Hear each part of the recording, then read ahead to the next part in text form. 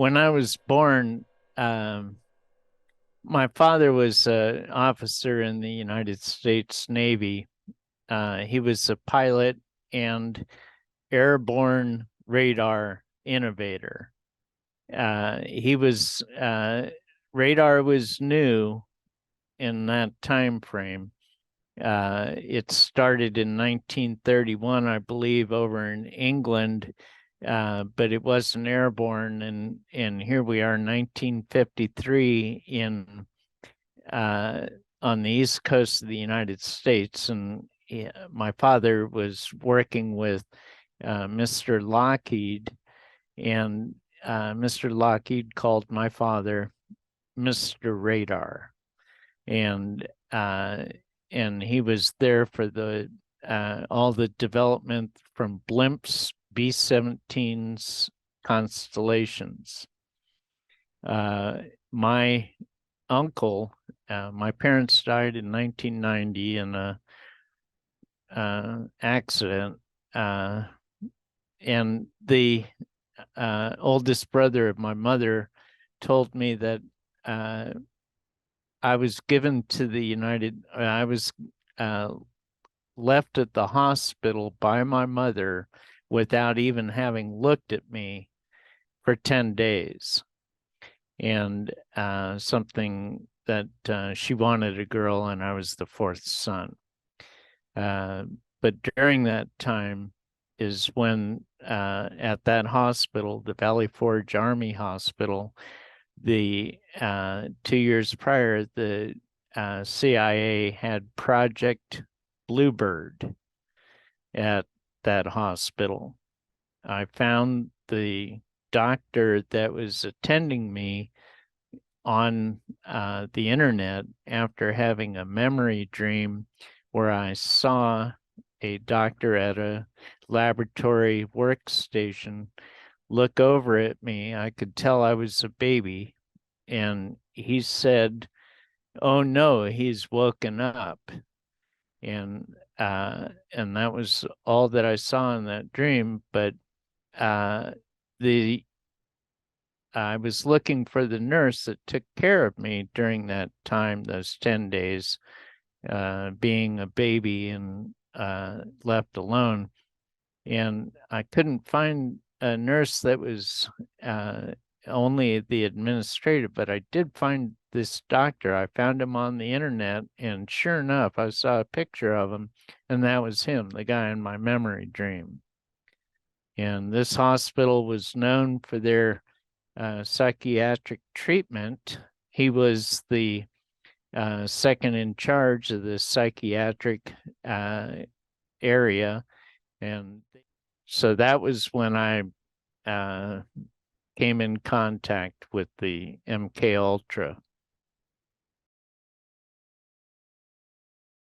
What I experience now is dream, what I call kidnapping, or synthetic dream manipulation. This happens at Rem, and it is my astral body that they're kidnapping and instilling these dreams. And they are dreams that are either they concoct a scenario and my subconscious fills it in, or it's training. I've been in Nazi scenarios where there's Nazis running around with rifles, and me and others are shooting them. So they're still accessing me. Well, they started in the United States and they continue in the United States. However, when there was the 2000 election in the United States, I felt that there was election fraud, and at a level that I didn't trust the rudimentary component of the United States Republic of a democratic and free election. And I left the United States because I felt that we were in danger. 2 months after I moved to Latin America, the Twin Towers, actually 3 towers, came down in New York City. In other words, I was right. But I ended up moving all the way down to Costa Rica, and they are not as technologically plugged in as they are here, but that was where the bulk of my initiation into today's era of MK Ultra. I say that like that because it started in the 50s for me, but since 2012 and beyond, it's been rather intense for me. And so it was in Costa Rica that the REM, astral hypnotism, kidnapping took place, and now it's at a constant, every night, all night level. My first 10 days in that hospital was as a child, as a newborn baby. And that is how the MK Ultra got the children to comply. And as well, when I was age 5 years old, I was taken in because my mother said that I was too short, separated from my brothers.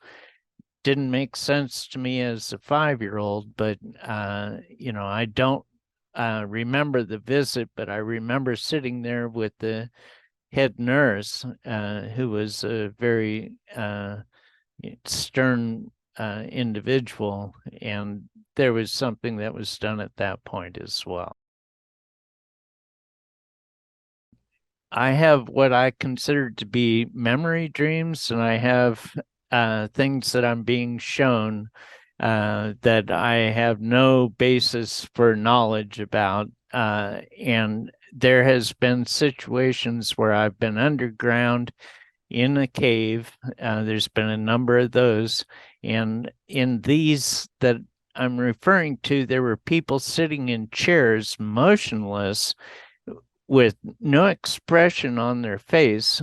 Their eyes were open, and it was as though they were clones waiting to be brought to life. They were not dolls. They were not other species. They were human, and they were just sitting in chairs in caves. And that has gotten to the point where I have been involved in murder. I have been involved in cannibalism. And these things took place. If I can look at those people as being clones, and that's what I believe they were, that this technology is current and is being used, that all of that was involved in this. And it's to the point where that taste hurt me to my soul. It was so dramatic and hurtful. And it was during the writing of my book, my editor got sent a link to his book. And we had not known how to put that idea or into context. We didn't even think of it. And then the book came right synchronicity into our hands at that moment. And it was like, oh, I get it. Same with the cannibalism. It wasn't a real person, although I saw him. It's all in my book. It was a clone because the real person came up to me afterwards, and I was shocked to see that real person because I thought we killed him and were eating him.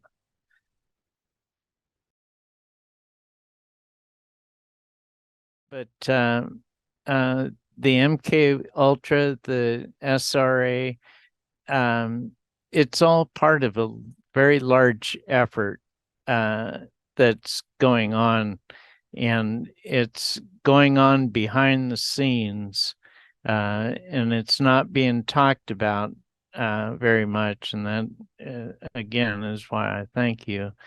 But it's by these cults, and the alphabet groups in the United States government are part of that cult, as are some of the major religious organizations. And it's my situation is an isolated effort. But when you put that in with other people's experiences and you look at it on a larger scale, these are situations that point to a very bad situation that we have on the planet Earth right now. But I'm optimistic because it's coming together. We're bringing together all the voices of the people that have been experiencing this, and people such as yourself, and mediums such as YouTube and different formats are allowing the word to get out.